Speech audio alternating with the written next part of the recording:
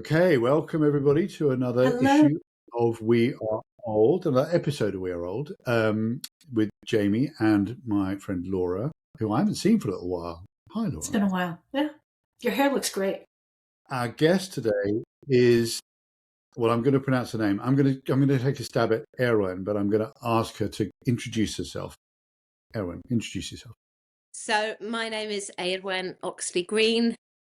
I have a very unpronounceable name, and having lived outside of Wales since I was 18, and I'm now almost 56, it's been almost an entire lifetime of explaining my name to people. Well, so I'm miles off, aren't I? And I thought I would. Hey, that's okay. But I'm Does like, I have to ask, does it have meaning? Is it does. a family name? It means Snow White. Oh. Yeah. Great. Yeah, I know. Eira is the Welsh word for snow, and Wen is the female inflection of the word white. So Gwyn and Gwen are, obviously masculine and feminine names, but Yeah. the difference is it's the male and the female inflection of the word white in Welsh. So is it a more popular name? It's not very common in Wales. No. In fact, it's not sort of unheard of. My daughter thought the whole Snow White thing was magical when she was about 5, but less so now she's about to turn 26. I'd sort of maybe seen it written down before, but I'm not sure I've ever met one of you. Eirwen. Don't worry, I had a tutor at college who remembered it by saying heroin without the H, which isn't correct, but it gets you in the ballpark. Yeah. 2 syllables before the R is basically what you're saying. Okay. All right. So now I have to admit to everybody that we have done this before, but I managed to screw up the technology. So in order that we don't actually just have the same conversation again, we're gonna work this slightly differently. The other thing I wanted to mention was that we both, Laura and I, I think we all talked about this afterwards, and realised that actually you could see Eirwen's entire face change when she started talking about what she's doing now, which is the thing that we're mostly going to focus on, because in actual fact, you're a candidate for one of those episodes about being brave in midlife. So that's what we're going to talk about. So I'm going to give you a big first question to just talk about why you're doing what are you doing now? What is Hope Hughes, which is what you're doing now? And how have you ended up starting it? Hope Hughes so my daughter is called Hope. Hughes is my family name. So it made sense to use the alliteration of the H's. Anyway, so I launched Hope Hughes from my kitchen table 18 months ago. And it was essentially me formalizing something that I've been doing on the side for quite a long time. So my proper job for 35-ish years was in journalism. I was a chief sub-editor for numerous women's glossies and other sort of big magazines. But I was made redundant coming up for 2 years ago now, completely out of the blue. I didn't see it coming at all.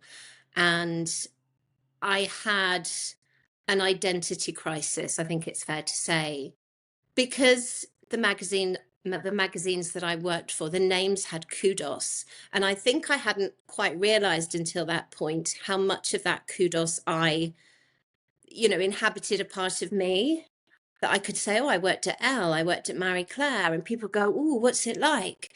And I didn't have that anymore. So who was I if I wasn't a style journalist? And I wasn't entirely sure. So I don't have a wealthy benefactor. I don't have a rich husband. In fact, I don't have a husband at all. I'm an independent, I'm an independent woman, and there's no stash of money at the back of the sofa. So it was an immediate imperative that I could make money. I don't have savings, nothing significant. So the formalization was I've been renovating on the side. I've been doing interior projects for friends, kind of casual clients on the side. That's what Hope Hughes essentially does. But now it's full time and it's proper. And actually, even since we last did this recording in 5 weeks ago, 6 weeks ago, you've moved along at several stages from the Yeah. outside in. Let me just explain how we know each other. I think I found you on Instagram, but I found you through my childhood friend Mike Mellis. So weirdly, what's really strange here is that I've seen the inside of Eirwen's current renovation flat that she's living in for the last year and a half, or whatever, however long you've been doing it for. So it's all slightly weird now life, isn't it? I feel weird. My wife and I are now buying a bathroom, and I felt like I had to send Eirwen a picture of our downstairs room because she was inquiring about what we were choosing, and I sort of felt like I had to send her something to say, look, we're not going to fuck this up. I promise you. We're not. We might fuck this up, but we've got some degree of taste. So, but it's been fascinating watching you do these jobs, both your own renovation and what you're doing for clients. Maybe just explain the business model then about, because this is about staging, and I think British people just don't get that. I know that Laura's guys in the States will. Yeah. The primary focus of what I do has been staging, and I fell into that completely by accident. A friend of a friend he was trying to sell a property. He'd never lived in it. It was an investment for 20 odd years. And he'd had a quote for staging, and it was extremely expensive. And he thought to himself, oh, I think Eirwen's quite good at these interior-y things. I'll ask her. So he asked me if I would do it. I'd never done anything like it before, other than unwittingly doing my own properties, but I didn't realise that's what I was doing. So his name was Richard. So Richard asked me to do that. I spent, I don't know, a couple of weeks kind of planning and sourcing. And then I went in for a week with a handyman and an electrician, and it sold really quickly. And it had been on the market for, I think, just coming up to a year. And I loved it. I loved the process. Like, you have such an immediate before and after. And, if we're going to talk about that sort of catnip on Instagram or Pinterest or whatever you consume, the before and after is, ka-ching, isn't it? It's so good to see that straight transformation. But the fact that you can do it in the space of a week is, instant gratification, or relatively instant gratification. It's not a build, it's not a big renovation project. So after I did that project, which was coming up for 3 years ago, actually, I didn't think that was going to be my job. But when I launched my design studio, I thought, actually, that's where I really want to focus my attention. And having bought and sold and renovated 14 properties, this is my 14th in the last 20-ish years, I realized that I have a really good sense of not just an interior aesthetic that appeals, but knowing what a viewing needs to deliver. It's how the space flows. It's the consideration of the aesthetic with the practical. And it's making it aspirational, because I think whatever stage of the ladder you're at, whether it's your first home or whether you're, bought a dozen properties, we all aspire to something a little bit better. Yeah. So it's about creating an environment that feels good. When you're just in a space that feels good and you can't quite work out what it is, yes, you don't want to leave. That's what I'm trying to achieve. So, okay. So would you say, also, you're saying, like, I'm very familiar with staging over here, but so have you also found an untapped niche? I think, I'm not sure is the answer. I'm feeling as I go. I think there are a lot of people who have a checklist. They go in, there's an empty house, and they think, okay, we need a bed in each room, we need nightstands, we need a chest of drawers, sofa, armchair. And it's an exercise in filling a space with furniture. That is not what I do. Obviously, I bring furniture in, but it goes much deeper. One of the things that I make sure I do is that every property has a visual hook. So what I mean by this is prospective buyers are not viewing your property in isolation. they'll be viewing 5, 10, 20, whatever properties in the space of a week or two. And everything can begin to blend and become a sea of confusion. But, oh, do you remember that property we saw with that huge lit up clock in the kitchen? That was cool, wasn't it? Or, it's something like that. Remember that? Got it. Remember Yes. that desk? It had a really cool desk in the hallway. So that in itself is not going to sell a property quickly, but it is one of many things that I try and do. And unlike a lot of stages, I'm an interior designer, so I bring a design aesthetic of the latest trends, but never faddy. It's always got to be very classic, into a home, so that the pictures that are being taken for the marketing resonate with a generation of people who are Instagram savvy, editorially savvy with the imagery they see. They want editorially inflected images. And of course, I've got 30 years in editorial. So it's all kind of been just very lucky that all my threads seem to have come together. That's so cool. And so when did you realize, I'm sorry, Jamie, I'm cutting you off. Go. When did you realize you had something, that you had traction, that you're like, I got to continue this. I got to build on this. I want to do more staging. I think when I was made redundant, and then I was going to do interior design, but I got an interior design client relatively quickly, which was wonderful. But they were doing a big sort of family room that adjoined their kitchen. And I spent about a month sourcing, doing floor plans, mood boards, sampling, fabrics and all the rest of it. And I did the presentation, and thankfully they loved it. But what I found so stressful was you have to decide the plan at the start. And I'm not good at that. I like to be able to pivot as I go, because halfway through a project is when I get a genius idea about, we can change the tiles there actually. That's going to look really cool with this color we've just chosen. So my happy place, and I feel my truly creative place, is pivoting in the midst of the chaos. So presenting a scheme to a client at the very start is something I can do, but I don't think it's the best I can do.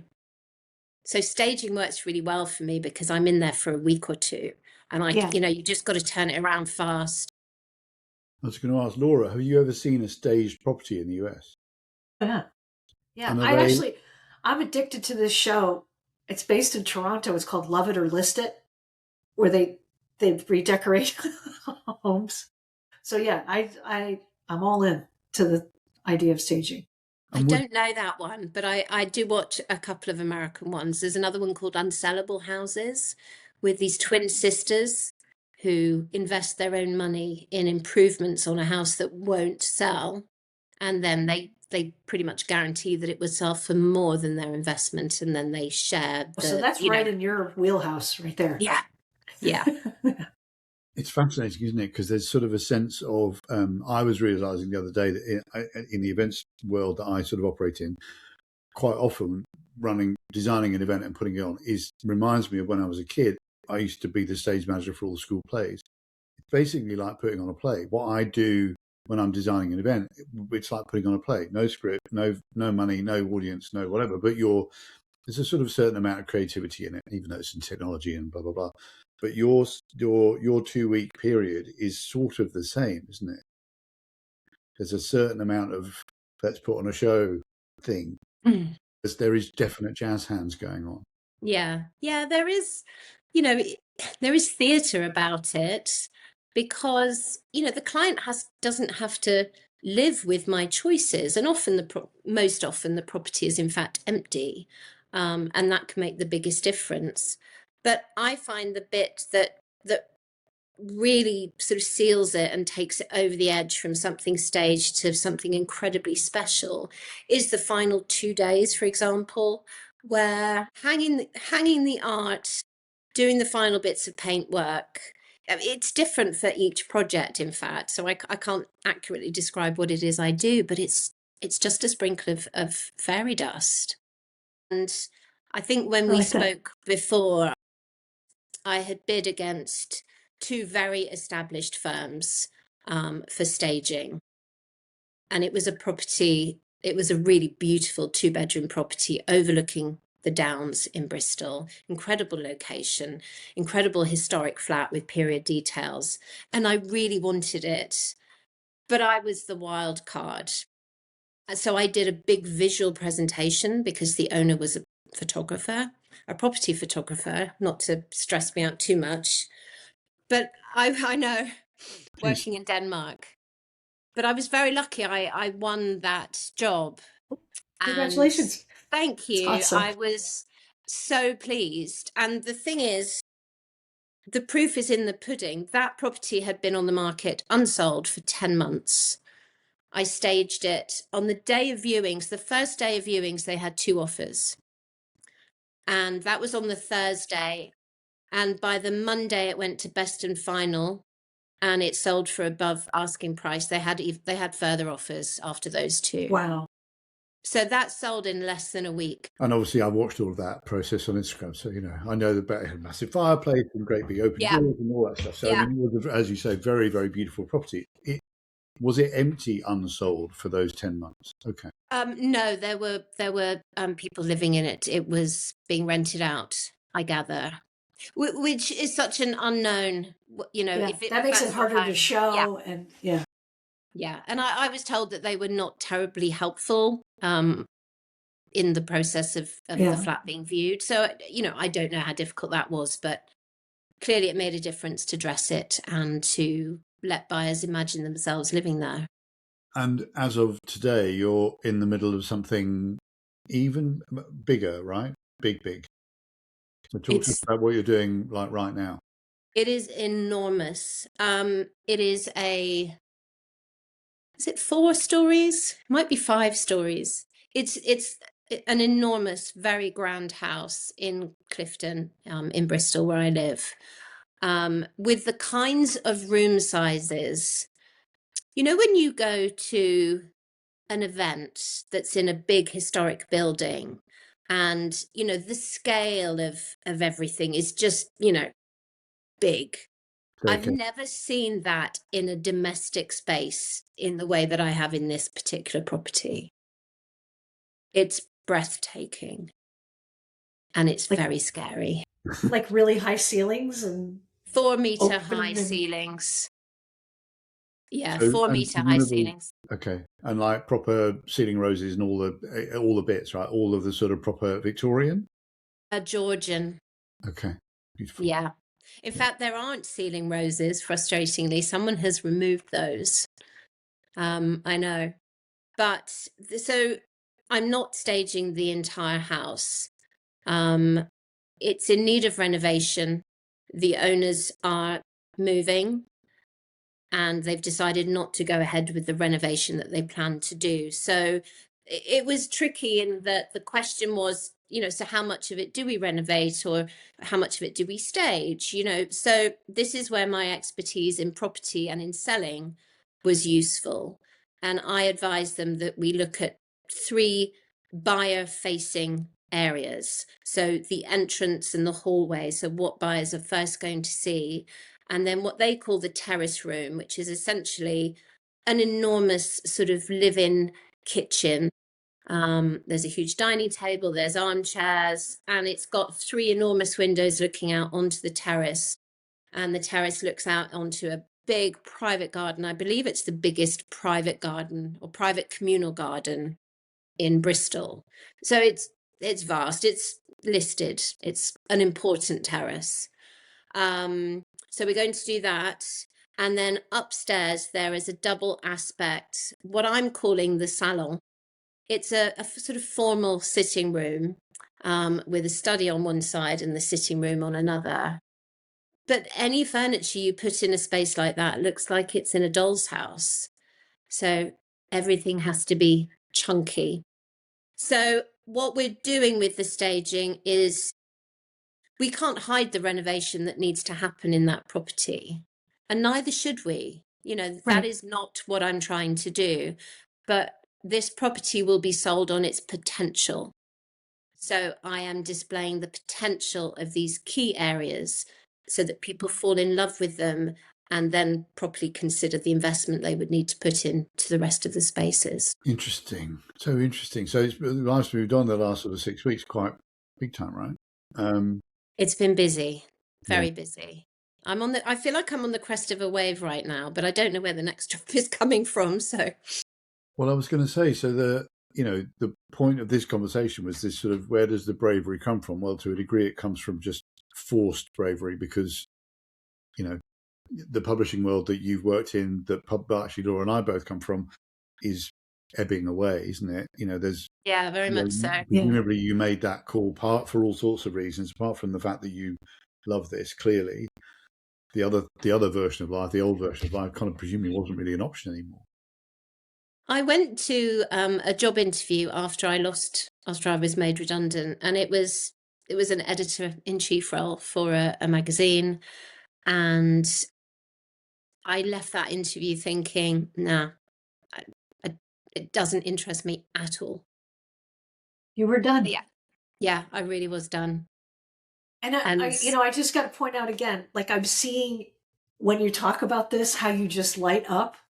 And I'm wondering how does that feel to be able to experience something like that in your 50s, to have a rebirth, to find something new. What is that like? It feels like such a privilege.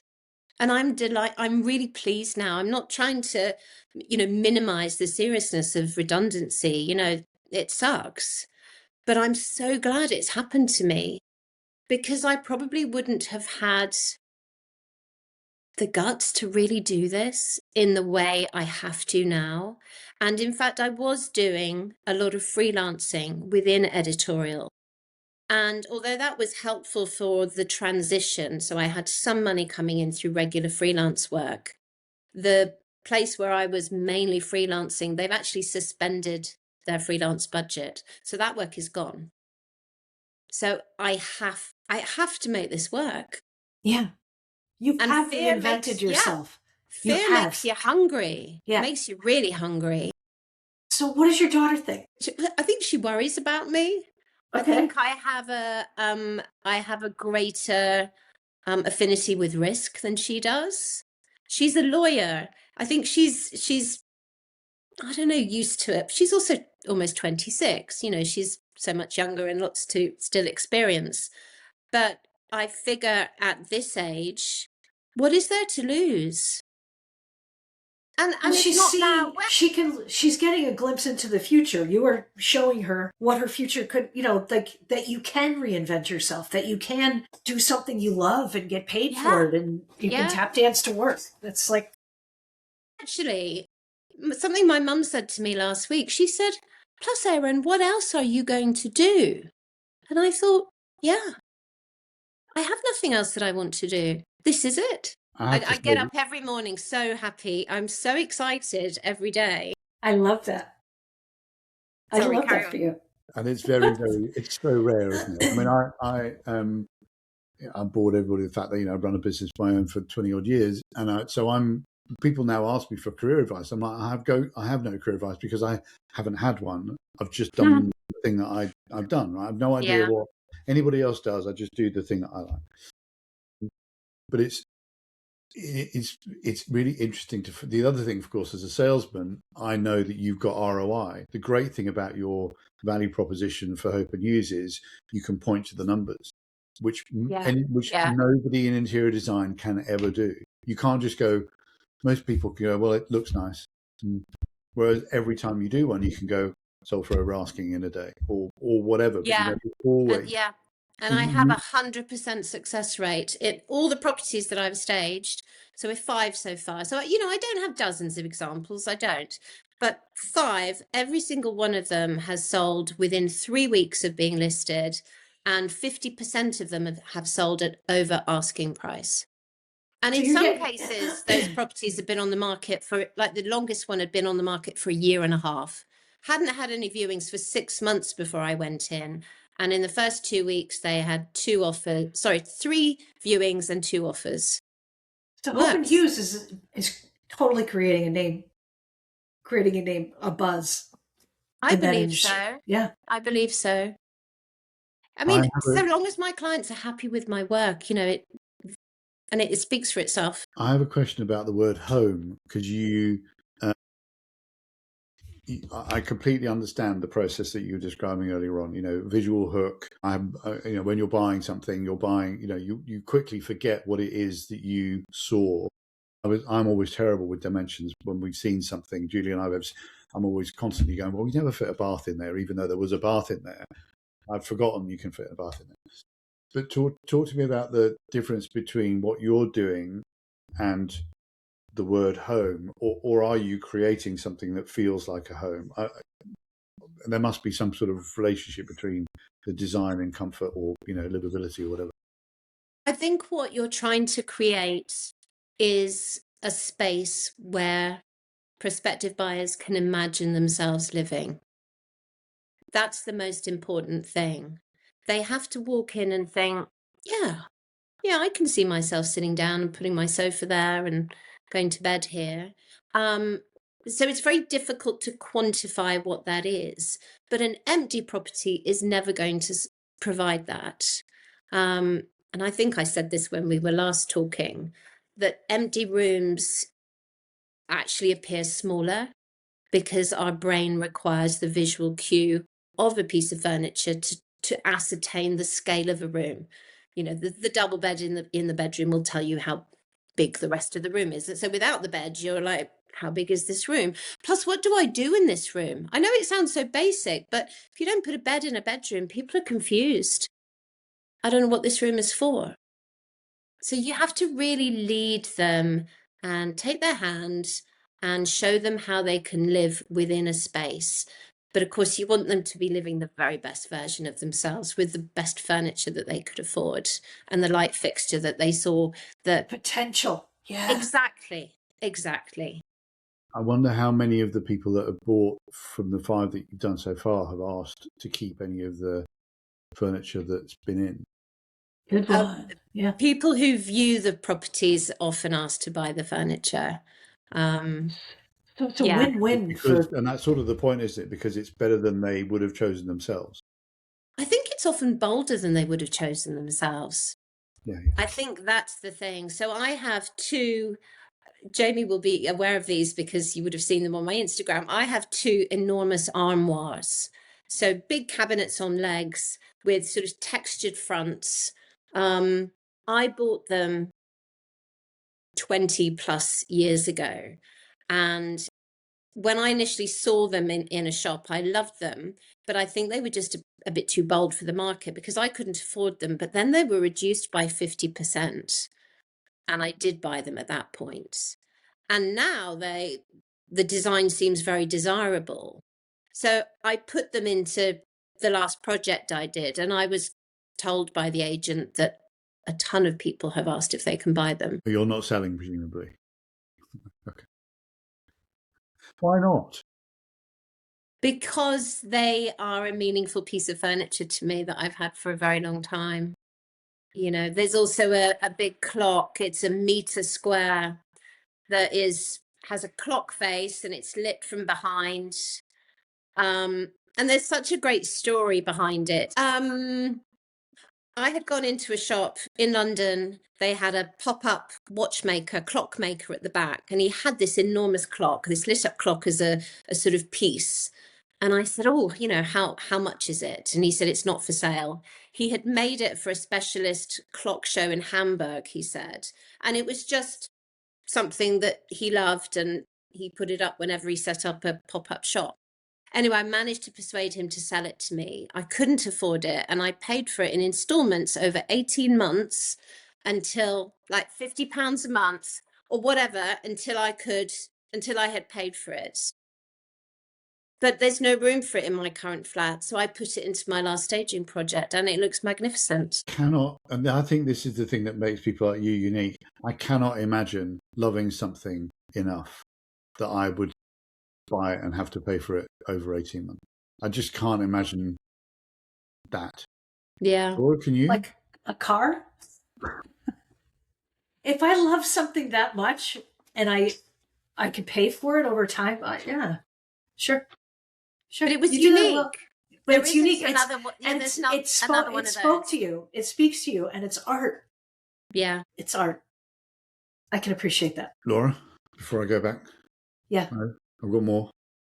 Oh, well, I've always got There we more. go. But I see smoke coming out of your ears, like you're like really thinking. So I'll let you go first. No, you go, because then I'll have to remember my question properly.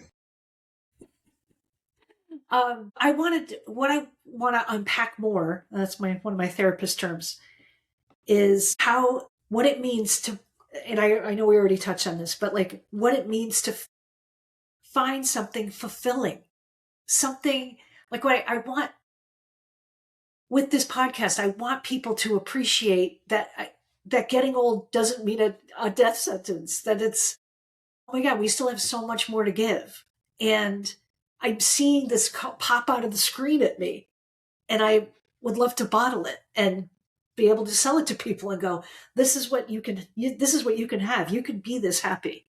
It doesn't matter how old you are. I mean, there was a statistic when I was in my 20s that I read in this article that a woman changes her career on average 6 times in her lifetime. wow. And that always stuck with me because I'm like, all right, well, for them to change it 6 times, okay, so that indicates that they haven't found their footing yet, that they haven't found exactly what they want to do with their lives. And to me, it made me hopeful because like you go to college and you're like, okay, or go to university and you're like, okay, I got to major in something.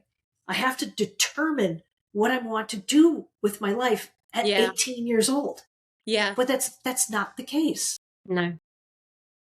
And our young people, I think there's so much pressure on them, isn't there, to decide what will I be when I grow up? And I remember my daughter when she was choosing her GCSEs and A levels, particularly GCSEs. What am I going to do? What should I study? And I just said, choose the things you love. It's that simple. It doesn't matter where they take you. If you love them, then you will love what you end up doing with them.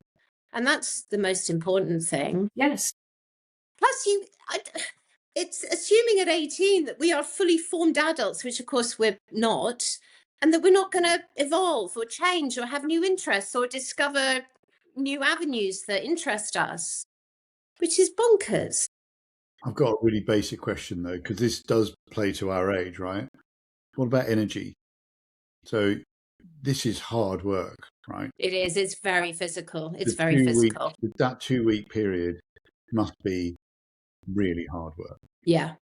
There's a lot of furniture lugging, a lot of literal heavy lifting. Do you have a team? I have trusted helpers, yes. So I have an electrician, for example. I mean, he doesn't work for me exclusively, but whenever I have a job, I'll send him pictures of what I've got and what I need, and we'll arrange for him to come. I have a removal firm that I always call on to do my removals for me and with me. But I never pack particularly thoroughly. So I'm always doing loads of runs in my own car, which I need to get much better at. Who's moving that armoire for you? Who's moving the armoire? That was the removal people. Okay. Yeah. So I'm gradually building. Out on your own. That's they're at least 3 people. That's maybe even 4 people to move one, right? No, they're actually quite light. They're awkward. They're awkward as hell, but they're not that heavy if you take the shelves out. So that is the two-person job. So talk to us about energy and age, because it's right. It's what it's what we're all facing, right? I'm in bed at 9 o'clock at night, and we're all. I don't know about anybody else, but I'm feeling 59. At the end of the day, for sure. Yeah. You see, I kind of fight it. I have ridiculous amounts of energy, partly because I'm really excited about what I'm doing, but I sort of have ants in my pants anyway. I was doing a class. This will give you a slight insight into the way I am. I was doing a class at the gym on Wednesday evening, and it's it's called Body Attack, and it's a really difficult class full of sort of high intensity circuits and so on, and jumping, very explosive. Two young women came in who I'd not seen before. One of them in particular looking extremely athletic. And I was exhausted. And I thought, I'm just going to do the low intensity reps. But she was, she was really beasting it. So I had to beast it. I had to be better than the 20 something. Yeah. So I'm there doing like the tuck jumps and, the highest version of everything. Yeah. You're my kind of person. Yeah. And it's just a competition between me, myself, and I. Yes. I cannot be beaten. Yeah. So my wife Julie does spin classes at the local gym, and there's always some sort of, alpha bloke who is effectively competing with themselves and clipping in and all that sort of stupid stuff. And she just can't stop. She can't resist, competing with them. Yeah. She just like. That is 100% me. But I get so much creative energy from what I'm doing that it really keeps me going. And, I'll do a full physical day, but I've been working every single night this week until at least midnight, sometimes 1 a.m. Emails, proposals, sourcing stuff. But it feels like I feel so lucky to be doing this. It's almost like I don't want to miss a second. How lucky am I to derive so much joy, like it is unbridled joy from what I'm doing and earning money from. I've earned more money since stopping doing journalism than I earned doing journalism. And I know it's only been a very small window, but currently that's great. So what kind of advice would you give someone just graduating from college if you were going to give them a bit of life advice? Go. Wow, that feels like a really big question. I think just what bubbles to the top, what comes to the top? I think what comes to the top is not being frightened to go in the direction that your heart is leading you, and not expecting to be able to see the end when you start it. I don't think it matters. Like, the path is not that, right? It's this. And that is what's interesting. So I'm going to do this thing that I love doing. I've no idea where it's going to lead me, but that's okay. And because if you don't know what that path is, that's okay too. Exactly. Like, life is not linear, and you didn't know that staging and interior design was even on your radar. No, not at all. Not at all. It's interesting. I can't remember who I was talking to, but I had 2 or 3 conversations in the last week or so. I think I was at an event with other people who started their own businesses like me, and all of us had started our business because we kind of had no choice. So, I've talked about it before. I couldn't really have a job anymore. I was a bad employee. I didn't like, I got myself into a situation where I couldn't go and work for somebody else anymore. I was sort of ended up having to do my own thing. And actually, a lot of agency owners that I met, they ended up for different reasons, kind of almost being forced to do it. Yeah. Whereas I've met loads of people who, when I started my own business, who had jobs, all said to me, "Oh yeah, and I'm thinking about starting my own thing." And you looked at them and very quickly realised they were never going to, because it was just sort of a pipe dream. Whereas actually, the reality of life forcing you to do something like that, and you end up working harder, and all of the things where you'll find yourself in that space. Fear, as you say, is a great driver. But I think fear is really integral, actually, because it spurs you on. If you're waiting for the right time for it to be comfortable, to be ready, it'll never happen. It'll never happen. Yeah. There's always going to be something. Oh, yes. I'll just wait until this happens. Oh, I'll wait and see. I'll wait and see if this happens. Yeah, and it won't, and it never will. And so there's never a better time than now. I mean, yes, of course, there is sensible planning that we can all do. But, when you lose your job, and I had, 10 days notice, I think. So, like, you're just out. That there is no planning. So I pivoted. have just, you pivot real fast.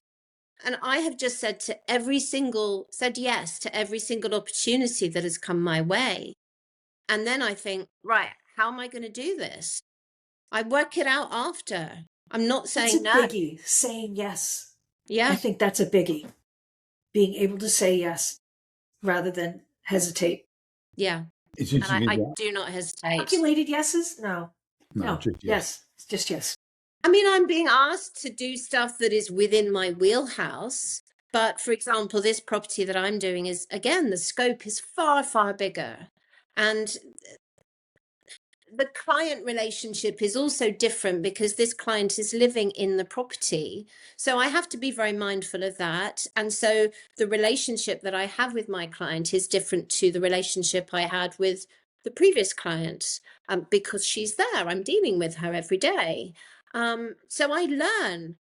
And that isn't lost on me. Every single project I do, I'm learning a new skill. I'm getting more experience at this. I just feel privileged to be able to do it. I was going to ask you, I'm sure we're probably going to run out of time, but I'm going to ask you, I'm sure if you look back in a year's time, you'll think of milestones where something shifted. And I wonder, because you referred earlier on to the project that you've just finished that sold, where you competed with two, established, presumably you hadn't done that before, competed and against. So now Not to my knowledge. Yeah. So now you're better than them. There's a certain amount of confidence that must come from that. Yeah. So I wonder, do you know, or did you ever manage to find out why you won? Yes, but I think so. I think it's a number of things.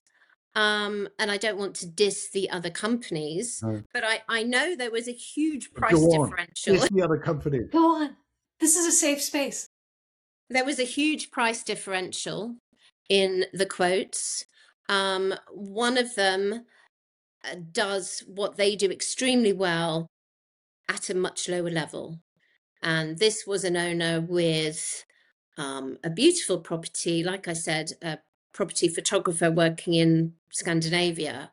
So, had an aesthetic, had an awareness of aesthetics. So he didn't want that very, fairly sort of entry level. The other one I know was double my quote. But the owner was not quite double, but almost. The owner was nervous that my cheaper quote meant that I was going to fill it full of flat pack furniture. And so we had quite a lot of back and forth. He wanted to know, what kind of furniture are you putting in it? Could you send me some images? And I did. And I showed him other projects I'd worked on. So I reassured him. And I understand that it is important for me to get these jobs so that I can show what I can do in a space. And I know that my prices are extremely keen at the moment, but gradually I know I can start to build that, but I can't do it yet.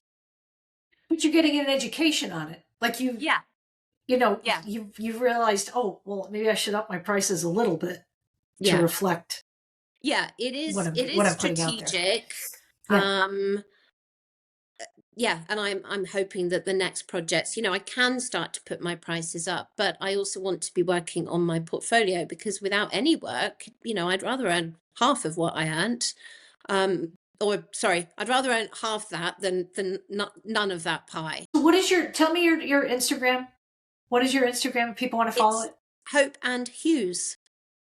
HOPE and written out Hughes, HUGHES. We will link it from everything. Thank you. We'll link it from all of the various platforms.